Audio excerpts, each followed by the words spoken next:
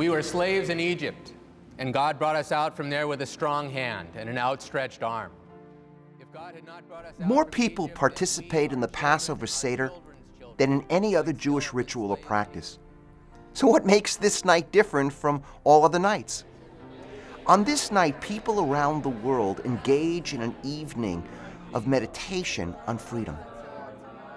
This is the bread of affliction which our ancestors ate in the land of Egypt. A dramatic mix of storytelling and singing and drinking and eating, all designed to get one job done: help us wrestle with how to become genuinely free. Let all who are hungry come and eat. This year we are slaves. Next year may we be free. The message of the Exodus story told at the Passover Seder can be summarized so simply and yet is so profound. It's no less than a three-step meditation on life. 1, wherever we are in Egypt, we are imprisoned in some way. 2, there's always a promised land, some better place where we can be freer. And 3, to get to that better place, we need to wander, we need to journey together. Let's take each step. Wherever we are in Egypt. How are we who seem so free in Egypt? Well, the fact is that there are millions of people around the globe who are still literally slaves, physically oppressed and persecuted. In an interconnected world, as long as people anywhere are enslaved, we are all slaves. We're all diminished, and none of us are as free as we think we are. So at the Seder, we commit to freeing others, and thereby freeing ourselves. Wherever we are in Egypt is also true in that Egypt is far more subtle than just physical slavery. We're enslaved by our ideologies and by our prejudices. We're enslaved by our fears of people who are different from us. And we're enslaved by other people's opinions and judgments, rather than trusting our own intuitions and insights. Wherever we're in Egypt. How many of us are in jobs that are killing our spirit because we're trapped in an endless cycle of desiring things we don't really need? The newest technology, the most up-to-date fashion, the better car, the bigger house, or the more expensive vacation.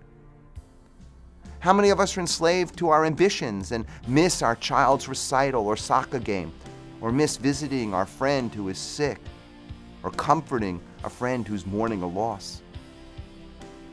But there's always a promised land. There's always some better, freer place. At the Seder, we remember leaving Egypt and realize that we have the power to leave our Egypts. Think of Anatoly Sharansky, who was jailed in the Gulag for years, but who kept that promised land, that free and better place, alive in his consciousness. On the day he was released from prison, he was told to walk in a straight line across a bridge to the waiting car that would take him home. Sharansky walked in a crooked line to prove that his body could be locked up, but his mind, his heart, his spirit would always be free. The most important ritual on Passover is to not eat chametz, leavened bread, and to eat matzah, unleavened bread. Matzah is the symbol of freedom. But what really is the difference between chametz and matzah, since both are made from flour and water? Well, it's literally 1 second. Flour and water left, 18 minutes become chametz, leavened bread, but 17 minutes and 59 seconds, no. The line between chametz and matzah reminds us of the thin line between freedom and slavery. Finally, to leave Egypt and get to a better place, we need to wander. We need to journey together. There is no easy way to leave Egypt, and there is no direct path to the promised land. And whether we're freeing a people from physical oppression or freeing ourselves from the more subtle forms of slavery, we need each other's help.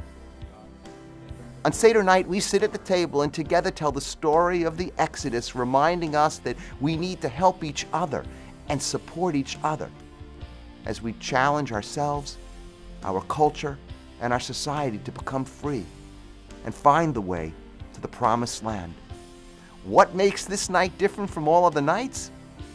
On this night, we ask with all seriousness, how free are we? And how free can we become?